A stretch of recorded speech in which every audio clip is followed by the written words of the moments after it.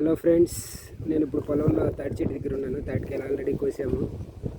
So ఈ తాటికాయల్ని కోసిన తర్వాత వీటిని ఎలా కట్ చేయాలి, ఎలా తినాలనేది మీకు లైవ్లో చూపిస్తాను ఫ్రెండ్స్. సో ఇది కత్తి చాలా పొదురుగా ఉంటుంది.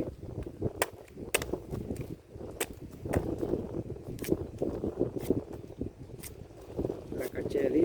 సో దీనికి చాలా ఎక్స్పీరియన్స్ కావాలి. నేను ఆల్మోస్ట్ 30 years నుంచి కోస్తున్నాను. సో తింటాం ఇప్పుడు ఏళ్ళతో తింటామని చూపిస్తాను అన్నాను కదా ఫ్రెండ్స్. దీన్ని ముంజలు తీయకుండా డైరెక్ట్గా ఏళ్ళతోనే తీయచ్చు.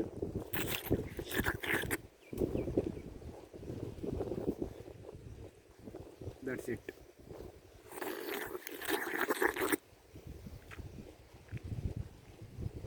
సో మనం ఏళ్ళతోనే క్లియర్గా తినేసేయచ్చు.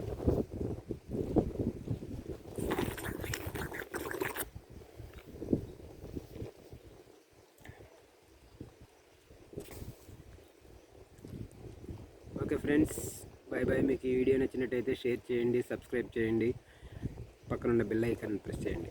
Thank you. హాయ్ ఫ్రెండ్స్, మీకు ఇంతకుముందు వీడియోలో కాయ కోసి చేత్తో ఎలా తినాలో చూపించాను. ఇప్పుడు ముంజలు ఎలా తోడాలి అని చూపిస్తాను ఫ్రెండ్స్. సో దీనికి మనం కొంచెం డీప్గా కట్ చేయాలి, ఎందుకంటే మనకు ముంజలు ఫ్రీగా రావాలి కాబట్టి. సో ఇది కొంచెం క్రాస్గా డీప్గా కట్ చేయాలి. ఇలాగా కట్ చేశాక ఇలా కట్ చేయాలి ఫ్రెండ్స్. సో కొంచెం డీప్గా కట్ చేయాలి. డీప్గా కట్ చేసిన తర్వాత మీకు ముంజలు ఎలా తీయాలో చూపిస్తాను ఫ్రెండ్స్. సో మనం ఇలా ముంజలు బయటకు వస్తాయి, వీటిని ఇలా తీయాలి.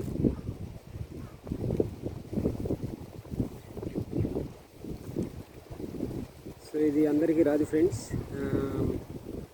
చాలా ఎక్స్పీరియన్స్ కావాలి. అండ్ కత్తితో జాగ్రత్తగా ఉండాలి. ఇది కొంచెం స్ప్లిడ్ అయినా ఏళ్ళ మీదకి ఇలా జారిపోయి కట్ అయ్యే ప్రమాదం ఉంది.